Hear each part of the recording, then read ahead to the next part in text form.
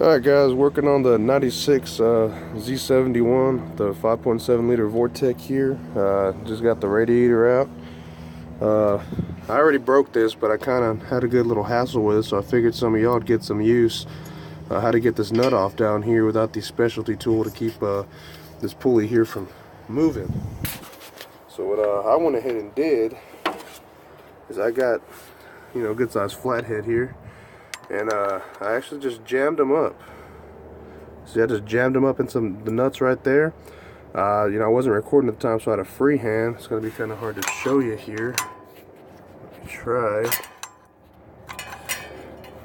Alright, see? And I was able to slip the crescent on here, on the nut.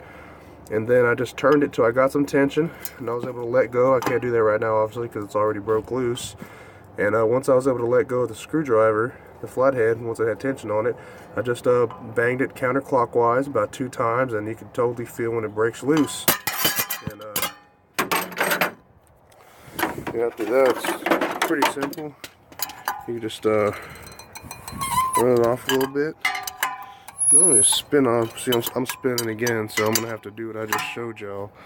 But yeah, it should normally, I just spun it off by hand the first time. It was just retightening it. I must have crossed it a little bit. But alright, there you go.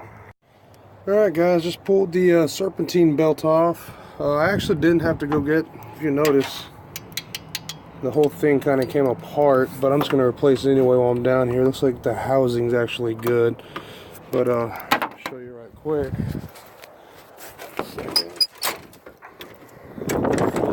Here's my tensioner pulley. That when I started giving tension, it completely came apart, so I'm probably just going to replace it. Like I said, the actual housing looks fine. So anyway, I just used a regular ratchet with an extension. I didn't go get a breaker bar. I didn't feel like driving down to my dad's. But anyway, now we're actually going to get to this here. Clearly, we got 4 bolts. 1, 2, 3, 4.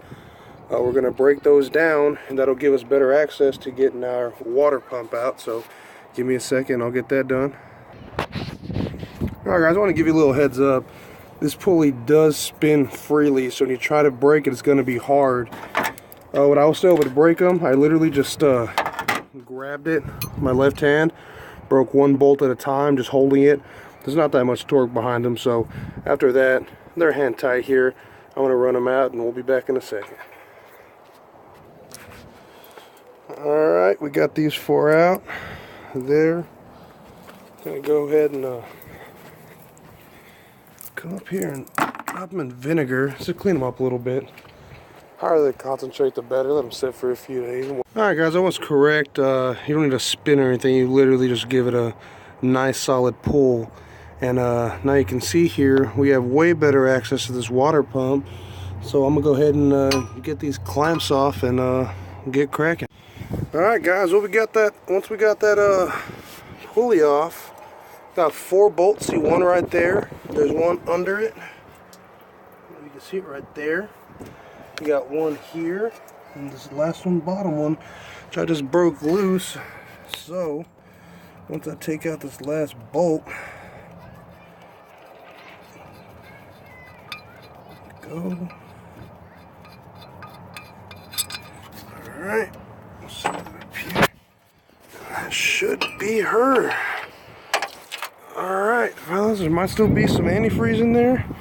Like I said, I'd recommend dropping it here. Ain't gonna be much in there, guys. Alright, now we're fixing to go get replaced and get set up. Alright guys, everything's pretty much pulled out at this point. Waiting on my radiator to get fixed. Should be done by tomorrow, and I'll be slapping everything back on. I'm also going to get to that thermostat. We've got over here, got all the old. Got the water pump, upper and lower hoses. That's my tension pulley, broken half, my serpentine belt, and my bypass hoses, water pump hoses. Okay, you got brand new water pump, brand new thermostat, new serpentine belt. Got another tensioner pulley, upper and lower hose arms. Gonna redo all the clamps to these because The little squeezy ones, they just get a headache once they rust out. And ready to get our coolant, motor oil change while we're at it. Other than that, I think we're good to go. Oak Grow's gonna be running better than ever.